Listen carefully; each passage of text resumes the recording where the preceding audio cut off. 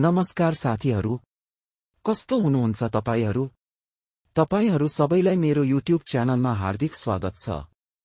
आज हामी अमेरिका र ग्रीनल्यान्डको विषयमा चर्चा गर्नेछौँ।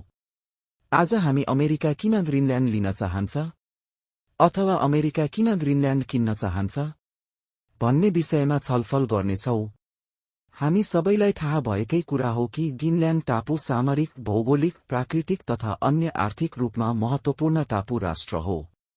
यहाँ रहेका अथाह प्राकृतिक तथा खनिज पदार्थको भण्डारणले गर्दा अमेरिकाले यो टापुमाथि आँखा लगाइरहेको छ र यो टापु किन्न खोजिरहेको छ।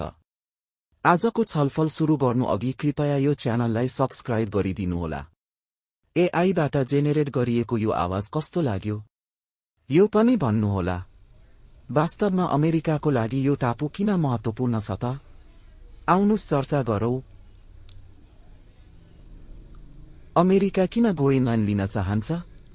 अमेरिका किन ग्रीनल्यान्ड लिन चाहिरहेको छ भन्ने प्रश्नको जवाफ विभिन्न रणनीतिक, आर्थिक र भू-राजनीतिक कारणहरूसँग जोडिएको छ। पहिलो, ग्रीनल्यान्डको भौगोलिक अवस्थिति अत्यन्तै महत्त्वपूर्ण छ। यो आर्कटिक र एटलान्टिक महासागरको बीचमा अवस्थित छ र उत्तर अमेरिका र युरोप बीचको छोटो मार्गमा पर्छ। यो स्थानले अमेरिकालाई सैन्य र रणनीतिक लाभ प्रदान गर्न सक्छ, विशेष गरी आर्कटिक क्षेत्रमा बढ्दो प्रभावका लागि। उदाहरणका लागि यहाँबाट रुस वा अन्य सम्भावित खतराहरूको निगरानी गर्न सकिन्छ। दोस्रो, ग्रीनल्यान्डमा प्रचुर मात्रामा प्राकृतिक स्रोतहरू छन्। यहाँ रेयर अर्थ मिनरल्स जस्तै लिथियम, युरेनियम र अन्य खनिजहरूको ठूलो भण्डार छ, जुन आधुनिक प्रविधि र ऊर्जा उद्योगका लागि अत्यावश्यक छन्।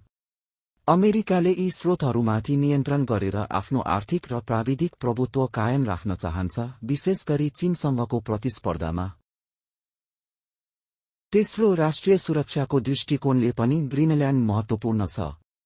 अमेरिकाले यहाँ पहिलेदेखि नै सैन्य अड्डा जस्तै पिटफिक स्पेस बेस सञ्चालन गरिरहेको छ, जुन मिसाइल रक्षा र अन्तरिक्ष निगरानीका लागि प्रयोग हुन्छ।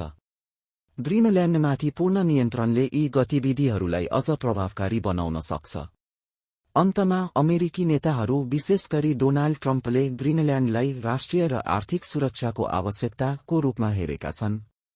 उनले सन् 2019मा पहिलो पटक ग्रीनल्यान्ड किन्ने प्रस्ताव राखेका थिए, जुन त्यतिबेला हाँसोको विषय बन्यो, तर अहिले यो कुरा गम्भीर रूपमा उठिरहेको छ। यद्यपि ग्रीनल्यान्डका बासिन्दा र डेनमार्कले यो प्रस्तावको विरोध गरेका छन्, किनभने उनीहरू आफ्नो स्वायत्तता र स्वतन्त्रताको पक्षमा छन्। संक्षेपमा, अमेरिकाले ग्रीनल्यान्डलाई रणनीतिक स्थान, प्राकृतिक स्रोत र सुरक्षाको दृष्टिकोणले महत्त्वपूर्ण ठानेर लिन चाहिरहेको छ।